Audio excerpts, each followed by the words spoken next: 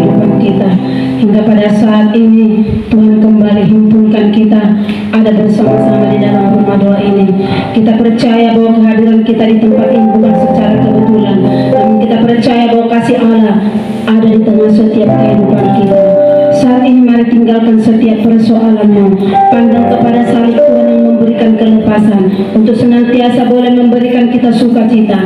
Kita mau bersorak-sorai kepada Tuhan, kita mau memuji memuliakan nama Tuhan sambil menunggu saudara-saudara kita yang mungkin masih dalam perjalanan menuju rumah doa ini. Kita mau mengangkat satu pujian penyembahan kita kepada Tuhan.